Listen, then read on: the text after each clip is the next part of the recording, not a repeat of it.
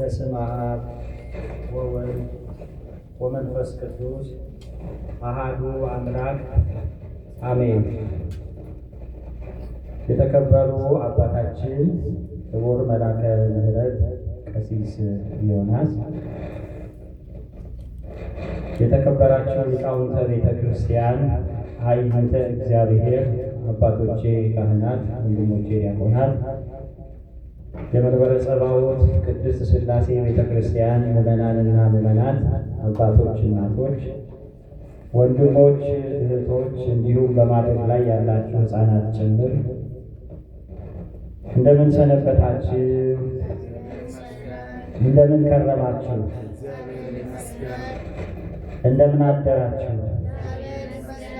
ቸርነቱ የባህሪው የሆነ አምላካችን እግዚአብሔር ቁርና አሳሃትያውን በረዶውን እያሳለፈ ዛሬም በጤንነት በሕይወት ለቁመተ ሥጋ አብቅቶ ውርጩን ቁሩን ታግሳችሁ በዕለተ ሰንበት እግዚአብሔር በሚመሰገንበት ስሙ በሚጠራበት ሥጋው በሚፈተትበት ደሙ በሚጠጣበት ጸበሉን ቀምሰን ፈውስ በምናገኝበት በቤተ ክርስቲያን በሃኪ ቤተ ክርስቲያን ምን ሰላምታ ይገባሻል ቤተ ክርስቲያን ብሎ ቅዱስ ያሬድ ባመሰገነባት በቅድስት ቤተ ክርስቲያን እንድንገናኝ ዛሬም አምላካችን አባታችን እግዚአብሔር ወዶና ፈቅዶ ጠርቶናልና ስለማይነገር ስጦታው የአምላካችን እግዚአብሔር ስሙ ፈጽሞ የተመሰገነ ይሁን። እንደው ደስ ካላችሁ ያገናኘን ያበቃን እግዚአብሔር ስሙ ሲጠራ ዝም ነው የሚባለው። እግዚአብሔር ስሙ የተመሰገነ ይሁን። አዎ ከባድ ነበር እኮ አመጣጡ። ይሄን የእግዚአብሔር ስንት ነገር ሸፍኖልናል። አናውቀው ይሆናል። ያሳያል፣ ይመልሳል፣ ንስሐ እስከምንገባ ድረስ ሁል ጊዜ እያሳየ ይመልሳል። እግዚአብሔር ይቀስፍ። ይሄ አምላካችን እግዚአብሔር ቶሎ አይቆጣም፣ አይቀስፍም ተብሏል። እንደዚሁ ግን ያሳየናል ማድረግ የሚችለው። አሁን እኛ እንደዚህ ይሄንን በረዶ ማድረግ እንችላለን፣ ሁሉ ማድረግ እንችላለን። ከዚህም በላይ ማድረግ ይችላል እግዚአብሔር። ስለዚህ ኃጢአታችንን ለታገሰልን፣ በደላችንን ለደመሰሰልን፣ በይቅርታውና በቸርነቱ ለጎበኘን ለልዑል እግዚአብሔር ክብር ምስጋና ይግባ። እሱ አምላካችን አባታችን እግዚአብሔር ከሁላችን ጋር ይሁን። አሜን በሉት። እግዚአብሔር እንግዲህ ምን ነው ተኝተሃል? የትምህርታችን ርዕስ ምንድን ነው? የትምህርታችን ርዕስ ምን ነው ተኝተሃል? ትንቢተ ዮናስ ምዕራፍ 1 ቁጥር 11 ላይ የሚገኝ ቃል ነው። ምን ነው ተኝተሃል? የሚያስተምር እግዚአብሔር ያስተምረን፣ የሚናገር እግዚአብሔር ይናገረን።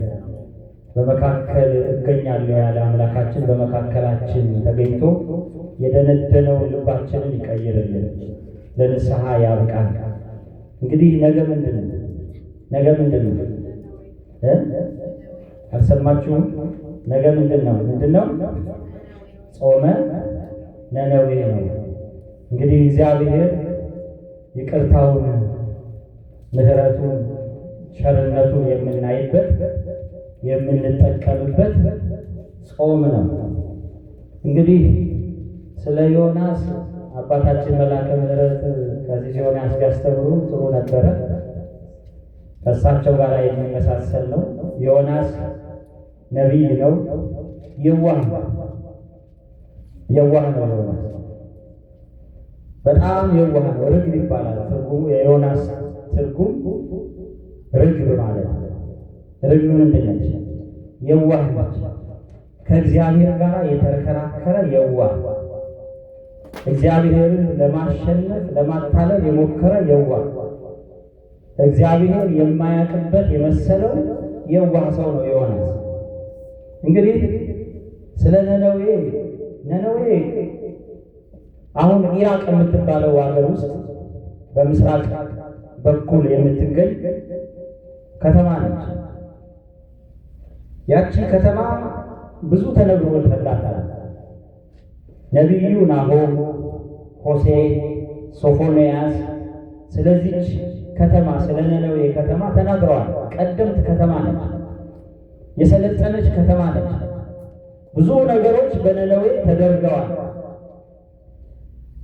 ከሁሉም ይልቅ ግን በሰናክሬም ዘመን የተደረገው ነገር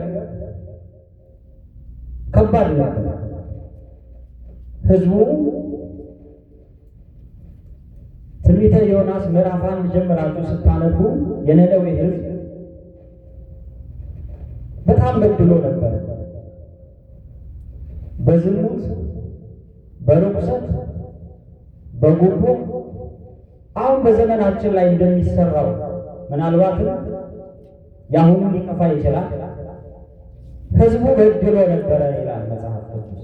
ማን በድሎ ነበረ? ሕዝቡ በድሎ ነበረ። ያ የበደለ ሕዝብ መበደሉን ሳያውቅ አስረሽ ምቹ ይል ነበረ። ይበላል፣ ይጠጣል፣ ይዘፍናል፣ ይጋባል፣ ያገባል። ብዙ በስጋዊ ድሎትና ምቾት ውስጥ ሆኖ እግዚአብሔርን ረስቶ ነበረ። ማንን ረስቶ ነበረ? የፈጠረውን ረስቶ ነበረ። ሰው ሲደላው የፈጠረውን ይረሳል። ክርስቲያን ብዙ ጊዜ ሲደላችሁ አይታችሁ ከሆነ ምቾት ላይ ካላችሁ እግዚአብሔር ቦታ የለው፣ ስፍራ የለው። በምቾትና በድሎት ስንሆንና የስጋዊው ነገር ወይም የስጋችን ነገር ሲሰለጥንብን ብዙውን ጊዜ ለኃጢአት ቅርብ እንሆናለን፣ ለበደል ቅርብ እንሆናለን፣ እግዚአብሔርን ለማሳዘን ቅርብ እንሆናለን፣ በቁጣው እንድንታይ እንሆናለን፣ በመቅሰፍቱ እንድንቀጣ እንሆናለን። የነነዌ ሰዎች በእግዚአብሔር ፊት በድለው ነበረ። ጌጋይ አለ፣ በደል አለ። ፍጹም ጌጋይ አበሳነ ወጌጋየነ ብለን በግዕዝ ስንተረጉም በደላችንም ይቅር በለን ነው አይደል የምንለው። ጌጋይና አበሳ ደግሞ ፍጹም በደል፣ ፍጹም ኃጢአት ሰርተው ነበረ በእግዚአብሔር ፊት። ስለዚህ እግዚአብሔር ሳይናገር አይቆጣም። ይገርማችኋል። እግዚአብሔር በእብድ ይናገራል። እግዚአብሔር ባልባሌ ሰዎች ይናገራል። እግዚአብሔር ባላሰብነው ሰው ይናገራል። አንዳንድ ጊዜ እኛ አናስተውልም እንጂ በማናስተውልበት አኳኋን ሆነን እየሰማነው አለፍነው እንጂ ብዙ ነገሮች በሕይወታችን ውስጥ እግዚአብሔር የነገረን ሊኖር ይችላል። ስናጠፋም ስንበድል በሕመም ነግሮን ሊሆን ይችላል። በሕመም ውስጥ ሊነግረን ይችላል። ክርስቲያን በሰው ሊነግረን ይችላል። ብቻ እግዚአብሔር ሳይናገር አይቆጣም፣ ሳይመክር አይቀስፍም፣ ሳይናገር እርምጃ አይወስድም ክርስቲያን። ስለዚህ እግዚአብሔር አንድ ነገር አደረገ ለነነዌ ሰዎች፣ ቢመለሱ ኃጢአታቸውን ይቅር ይልላቸው፣ ከእግዚአብሔር ጋር ቢታረቁ በደላቸውን ሊደመስስላቸው ፈለገና በዛን ዘመን የነበረ ርግብ የተባለውን ዮናስን ምን አደረገላቸው? እንዲሄድላቸው አዘዘው። ዮናስን እግዚአብሔር አገኘው፣ እንዲህ አለው፣ ሂድ ወደ ነነዌ፣ ነነዌ ትገለበጣለች ብለህ ስበክ፣ ንገር። ባይሰሙ ፍርዱ በራሳቸው ይሆናል። ባይሰሙ በፍርዱ በማን ይሆናል? ራሳቸው ይሆናል። ይህንን ታሪክ ታውቁታላችሁ። በየዓመቱ የሚነገር ታሪክ ነው። ከሕይወታችን ጋር ስናዛምደው፣ ከራሳችን ጋር ስናዛምደው ዛሬ ያለንበትን ስለምናውቀው፣ ዛሬ የምንኖርበትን ልናውቅ ስለምንችል ታሪኩ ሁልጊዜ፣ ጾሙ ሁልጊዜ ለእኛ በየዓመቱ መካሪያችን። ኢትዮጵያውያን ይህንን ጾም ስንጾም ነነዌን ስናስብ ነነዌ ልትገለበጥ ነበረ። ምድሩ ሰማይ ሊሆን ነበረ፣ ልትደበላለቅ ነበረ። በኖኅ ዘመን እንደነበረው በጥፋት ውሃ ልትጥለቀለቅ ነበረ፣ ልትጠፋ ነበረ። እግዚአብሔር ተቀይሟት ነበረ። እግዚአብሔር ተቆጥቶባት ነበረ። እግዚአብሔር ይቅርታ ሊያደርግላት ስለፈለገ ግን ዮናስን ሂድ አለ። ዮናስን ምን አለው? ሂድ ነነዌ ትገለበጣለች፣ ልትጠፋ ነው፣ ሂድ ንገራቸው፣ እንዲመለሱ ንገራቸው አለ። ዮናስ እግዚአብሔርን አክባሪ፣ የእግዚአብሔርን ቃል የሚፈጽም ከእግዚአብሔር ጋር አብሮ የኖረ ነቢይ ነው። መጻሕያቱን ቀዳሚውን ነገር የሚናገር ነቢይ ነው። የእግዚአብሔር ካህን ነው። የእግዚአብሔር አገልጋይ ነው። ዮናስ ግን ለመናገር ወደ ነነዌ ለመሄድ ፈራ። አይገርምም? አንዳንድ ጊዜ የሚያስፈሩ ነገሮች ያጋጥማሉ በቅዱሳን። ስጋችን ከንቱ አይደለም? ይሄ የለበስነው ስጋ ያስፈራ የለ? ይልቁንም ዮናስ ደግሞ የእግዚአብሔርን ቸርነት አስበለጠና የእግዚአብሔርን ይቅርታ አስበለጠና እኔ ወደ ነነዌ የመሄዱን ልሂድ፣ ግን እግዚአብሔር እኮ መሐሪ ነው። ዳዊት ተናግሯል። መሐሪ ወመስተሳሂል እግዚአብሔር፣ መሐሪና ይቅር ባይ ነው እግዚአብሔር ተብሎ ተናግሯል። ከቶም ቶሎ አይቆጣም ተብሎ ተጽፏል። በደልን ይቅር የሚል ነው ተብሎ ተነግሯል በመጽሐፍ ላይ። ስለዚህ የነነዌን ሰዎች ከነገርኳቸው በኋላ ትገለበጣላችሁ ካልኳቸው በኋላ እኔን አንድ እርምጃ ሊወስዱብኝ እግዚአብሔር ካላደረገ አለና ተጸጸተ። ውስጡ ተሰማው፣ ስሜት ልቦናው ተሰማው። እግዚአብሔር ይቅር ካላቸው እኔ ምን እባላለሁ? ውሸታም ነቢይ እባላለሁ ብሎ አሰበ። ማንን አስቀደመ ዮናስ?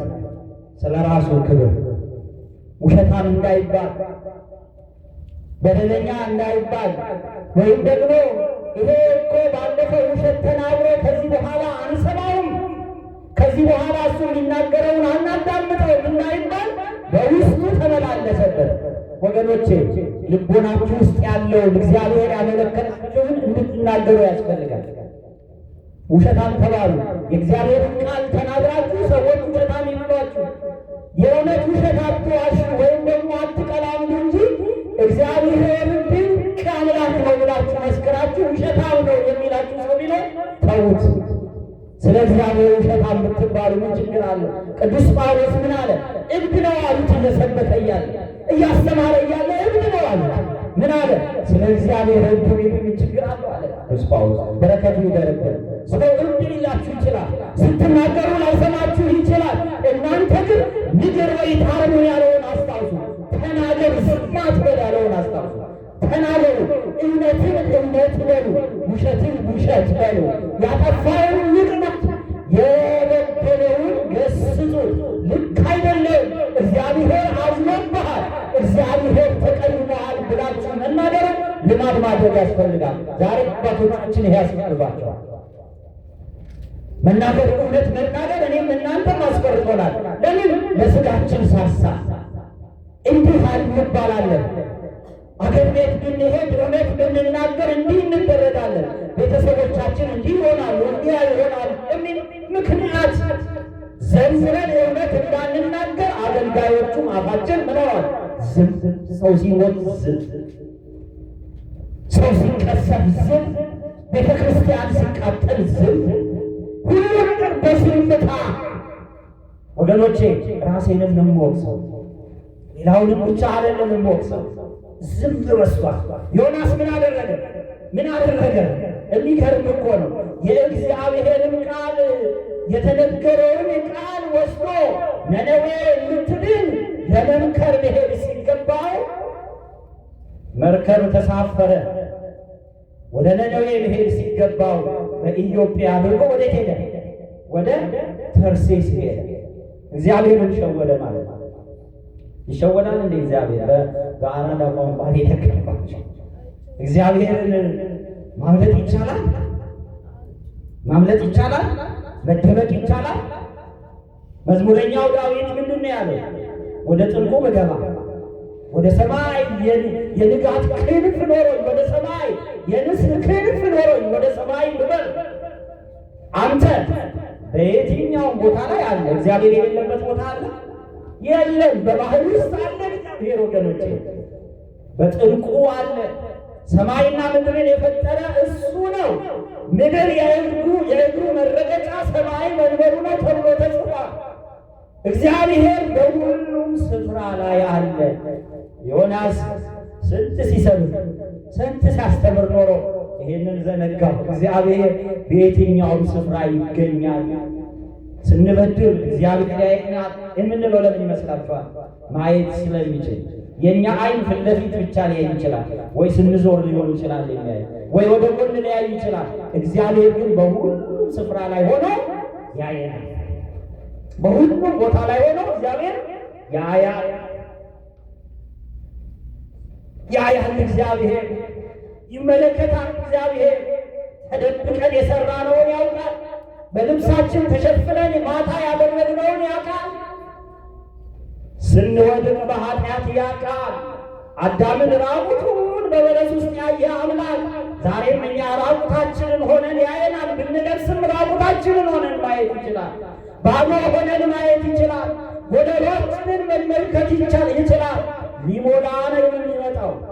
የጎደለውን ሊሞላ ይመጣል። ክርስቲያኖች ታዲያ ዮናስ እግዚአብሔርን አመለጠና ሄደ ወደ ኢዮጴ፣ ወደ ተርሴስ ሄደ። በኢዮጴ አድርጎ እግዚአብሔር ግን ተከተለው።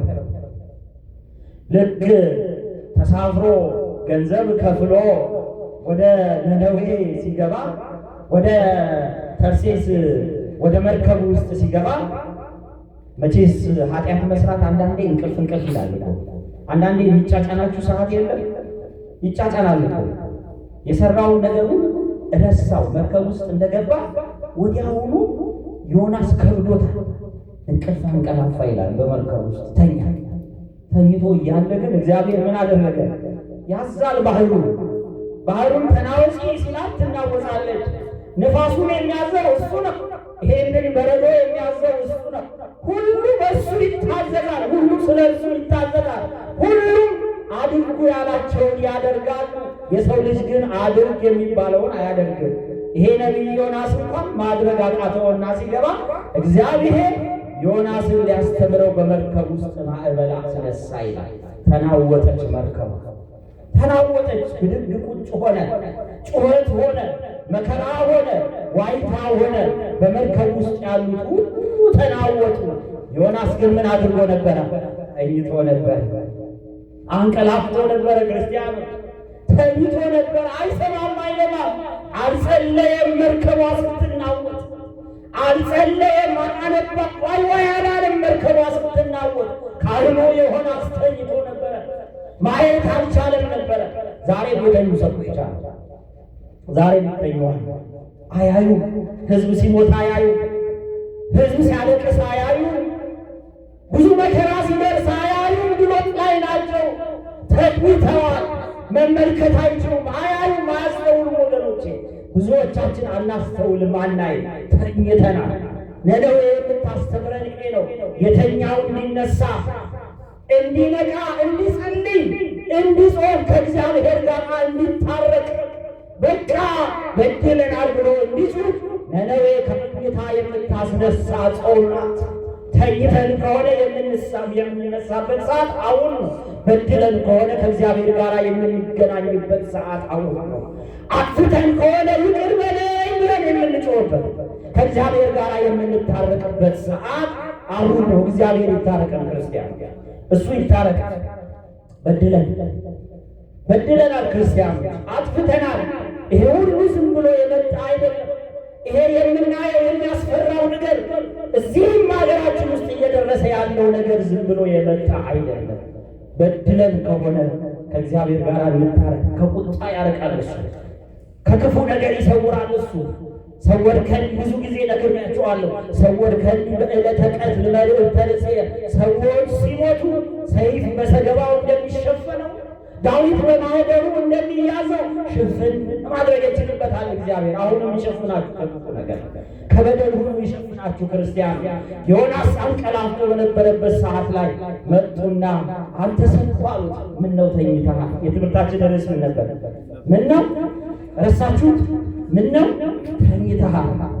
መጡና እሱ ማስተማር የሚገባው ሰው ተኝቶ ሲያዩ ቀሰቀሱት።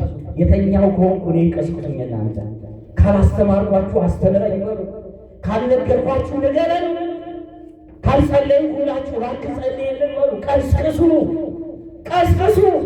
መቀስቀስ የምዕመናን ነው። እንዳንጠፋ እባክህን አንተ ተኝተሃል አብረህ ጸልይ በሉ። የተኙ ብዙ ስላሉ፣ ያንቀላፉ ብዙ ሰዎች ስላሉ፣ በበደልና በኃጢአት ውስጥ ብዙ ሰዎች ስላሉ ምን ነው ተኝተሃል? እኛ እንደዚህ እየተንገላታን በመርከቡ ውስጥ እየተሰቃየን እያለን አንተ ተኝተሃል በሉና ቀሰቀሱት። ያ የዋህ ነቢይ ማዕበል ከዛ ወደዛ ከዚህ ወደዚያ እየተማታች መርከቧን ተመለከተ፣ አየ። ክርስቲያን የዛን ሰዓት ላይ ዮናስ ብድግ ሲል ወዴት ነው የሚሄደው? መንገዱ ተቀይሯል። ነነዌን ትቶ ሄዷል። እግዚአብሔርን አምልጦ ሄዷል። እየሄደ ባለበት ቦታና ስፍራ ላይ በዛ ስፍራ ላይ እግዚአብሔር እየተናገረ እንደሆነ እየሰራ እንደሆነ ተከትሎት እንደሆነ ተመለከተ። ወዲያውኑ ብድግ ሲል ይሄ ኃጢአት በኔ ነው አለ። በማን ነው አለ? በኔ ምክንያት የመጣ ነው። ይሄ ማዕበል የመጣው በኔ ምክንያት ነው። ይሄ ችግር የመጣው በኔ ምክንያት ነው። እንደዚህ አይነት ካህን ይስጠን እግዚአብሔር። እኔ ብሎ በደሉን ለክርስቶስ የሚወስድ ስለኛ የሚሞት ስለኛ የሚሰቀል አምላክ አለን አይደለ? ዛሬም ደግሞ ስለኛ እኔ ነኝ ጥፋተኛ ብሎ ራሱን የሚወረውር የሚሰጥ ሰው ያስፈልጋል። ራሱን ለጸሎት የሚያዘጋጅ ለእግዚአብሔር የሚሰጥ የሚጥል ሰው ያስፈልጋል። ዮናስ የዋህ ሰው ነው። እግዚአብሔርን ያታለለ መስሎት በሄደበት ስፍራ ላይ እግዚአብሔር እንዳየው ሲመለከት የለም እናንተ ጥፋት የለባችሁም ማለት እናንተ ጥፋት የለባችሁም፣ በደሉ የኔ ነው። ስለዚህ ይሄ ማዕበል ጸጥ የሚለው ወስዳችሁ ወደ ጥልቁ ስትከቱኝ ነው፣ ወደ ውቅያኖስ ስትከቱኝ ነው አለ። ሰዎቹ ይገርማቸዋል። በመርከቡ ውስጥ ያሉት ሰዎች ጥሩ እግዚአብሔርን አማኞች ናቸው። ወዲያው ሊወረውሩ ፈለጉ። እንዲያ አሁን አንዳንድ ሰው ቢሆን ኖሮ አንተ ነህ የበደልከን ብሎ ወስዶ ባህር ውስጥ ባደል ይጨምር እንደውም ምን ይዘዋል፣ እዛም ሊቀለቅለው ይችላል፣ ሊደበድበው ይችላል። እነዛ እሱ አይደለም።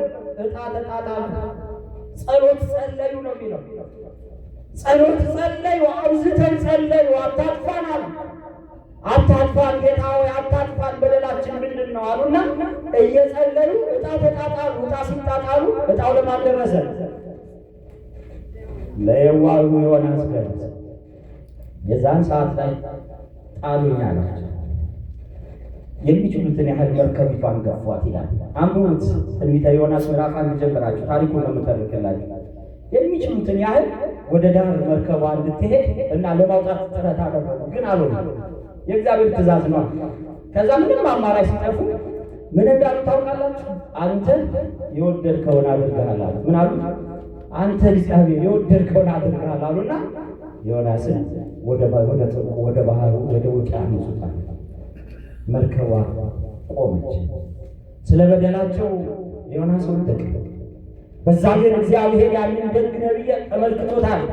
እንዲሄድለት እንጂ እንዲገለው ስላልፈለገ ዘመኑን ሙሉ በነቢይነት ያገለገለ ነቢይ ነበርና አልፈረደበትም። እኔ ሌላ ነቢይ አስነሳለሁ አንተን አልፈልግም ብሎ በጥልቅ ውስጥ እንዲወድቅ አላደረገው። ሰው ቢሆን ግን እንደ ጣለው ይቀራል። እግዚአብሔር ግን ሲጥል ማንሳት ይችልበታል። የምንሄድበትን ስፍራ በእሱ መንገድ እንድንሄድ ማድረግ ይችላል። እግዚአብሔር ወደ ጥልቁ ሲገባ የአሳ አንበሪ አፉን ከፍቶ ጠበቀው። 3 መዓልትና 3 ሌሊት ዮናስ በከብሳ አንበሪ ውስጥ ሆኖ እየዘመረ ሄደ። ይቻላል። አሳ አንበሪ ውስጥ ሰው ገብቶ ጥልቁ ውስጥ ገብቶ ማመስገን ይችላል። ለእግዚአብሔር የሚሳነው ነገር የለም የሚባለው ለዚህ ነው። አንዳንድ ጊዜ በኢትዮጵያ ኦርቶዶክስ ተዋሕዶ ቤተክርስቲያን ውስጥ የማይቻል የሚመስላቸውን ተረት ብለው ትርጉም ሊሰጡ የሚፈልጉ ሰዎች አሉ። ይሄንን ልብ በሉ። አሳ አንበሪ ትልቅ ነው። መርከብ የሚገለብጥ ነገር ነው። በአሳ አንበሪ ውስጥ ዮናስ ገባ። የሚተነፍሰው የሚናገረው የሚራመደው የሚሄደው ሰው በአሳ አንበሪ ውስጥ አፍ ውስጥ ገብቶ ይድናል። እግዚአብሔር ግን 3 መዓልት 3 ሌሊትን ትንቢት እንዲናገር አደረገ። እንዲህ አለ ዮናስ በመከራዬ ሳለሁ ወደ አምላኬ ወደ እግዚአብሔር ጮኽኳል። በመከራችሁ ሳላችሁ ወዴት ነው መጮህ ያለባችሁ? ወደ አምላኬ ጮኹ። በሲኦልም ውስጥ ሆኜ የጩኸቴን ድምፅ ሰማኝ ይላል። በዛ በከርሰ አንበሪ ውስጥ ሆኜ ራሱ የጩኸቴን ድምፅ ሰማና ወዴት ወሰደኝ? ወደ ነነዌ ወሰደኝ ይላል። ወደ ነነዌ ወሰደው አሳ አንበሪ 3 መዓልት 3 ሌሊት ባጭሩ ልንገራችሁና ትምህርቱን እንድናውቅ 3 መዓልት 3 ሌሊት በከርሰ አንበሪ ውስጥ ካደረ በኋላ ነነዌ ጋር አሳ ነባሪ ወይም አንበሪው ተፋው ይላል። እቺ ሀገር ማናት አለኝ ማለት ነው። በዛ ውስጥ ምግብ ሳይደረው ትንፋሽ ሳያጥረው በከርሰ አንበሪ ውስጥ አድሮ እግዚአብሔር ተንከባክቦ አሳ አንበሪውን መሳፈሪያ አድርጎ መርከብ አድርጎ መርከቧ ጥላው ስትሄድ እሱ ሌላ መርከብ እግዚአብሔር አዘጋጅቶ ነነዌ ላይ ተፋው። እግዚአብሔር እንዲህ ነው ክርስቲያን፣ እንዲህ ነው እግዚአብሔር። ተስፋ በቆረጣችሁበት ሰዓት ላይ በወደቃችሁበት ሰዓት ላይ እግዚአብሔር ምን ያዘጋጃል? መንገድ ያዘጋጃል። ሁለቱን እንደዚህ ያነጻጸራችሁ እንድታዩ መንገድ ያዘጋጃል እግዚአብሔር። መንገዱን አዘጋጀ፣ ነነዌ ላይ ተፋው። ከዛ እቻት ማናት አለ ነነዌ። ከዛ በኋላ ዮናስ አልታጠፈም፣ ወደ ከተማዋ ገባ። ነነዌ ልትገለበጥ ነው፣ አዋጅ አዋጅ አዋጅ ብሎ አወጀ። ህዝቡ ምን አደረጉ? ዮናስን ሰሙት። አንዳንድ ህዝብ አለ ጥፋ ያሉት ከተማ አዋጅ ቢነግሩበት አይሰማ ይላል። የነቢዩን አዋጅ የነነዌ ሰዎች ሰሙ። የኛ ሀገር ሰዎች ወይም የኛ ህዝቦች ነነዌ ልትገለበጥ ነው ተብሎ ቢነገራቸው ይሰማሉ ወይ? ጥያቄ። እግዚአብሔር ሰሚ ጆሮ አስተዋይ አይኖ ይስጣቸው። ለእያንዳንዳችን ሰሚ ጆሮ አስተዋይ አይኖ ይስጠን። ልክ ሲነገራቸው ሰሙ ይላል። ሕፃን ልጅ የለ፣ አዋቂ የለ፣ ከብት የለ፣ ምን የለ፣ ሁሉም በአንድነት ሆነው ምን አደረጉ? ጾሙ 3 ቀን እህል ሳይቀምሱ። እናት ከልጅ ተለይታ፣ ከብት ከእናትና ከልጅ ጋር ተለይቶ ሁሉም በአንድነት ሆነው አመድ ነስንሰው ማቅ ለብሰው ጤዛ ለብሰው ዳዋ ለብሰው ጤዛ ተንተርሰው ጸለዩ። እግዚአብሔር በ3 ቀን ውስጥ የነነዌ መዓት ወደ ምሕረት ቀየረው። እግዚአብሔር መዓቱን ወደ ምሕረት ቀየረልን። አሜን አትሉ? መዓቱን ወደ ምሕረት ቀየረልን። ቀላል ይመስላል ታሪኩን ስናነሳ። አሁን እየሞቅነው ነው፣ እሳቱ እየሞቅነው እኮ ነው፣ ስላልታወቀን ነው።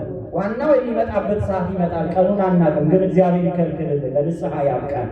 እየሞቅነው ነው፣ በብዙ አይነት ነገር እየሞቅነው ነው፣ ነካ እያደረገን ነው። እግዚአብሔር ከድንገተኛ ነገር ይሰውራችሁ፣ ከመቅሰፍቱ ይከልክልላችሁ። ያንን ነነዌን ሲያድን ዮናስ እንደገና አሁን ደግሞ ተበሳጨ በጣም።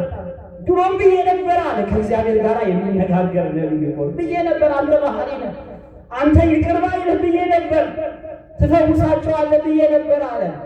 በእርግጥ የለም ዮናስ አስተማረው። በቅን አስተምሮ ምን ብሎ በቃ አጠቃላይ ገብታችሁ እንድታነቡት የምፈልገው አስተማረውና የነነዌ ጫፍ ላይ እሳቱን አሳየና ቁጣውን በምህረት መልሶ የነነዌን ሰዎች ምን አደረጋቸው? ከመቅሰፍት እንዲድኑ አደረጋቸው። በረከታቸው ይደርብን። የነቢዩ ዮናስ በረከት ይደርብን። ዮናስን አንራገም። ዮናስ የዋህ ስለሆነ ነው ይሄን ያደረገው።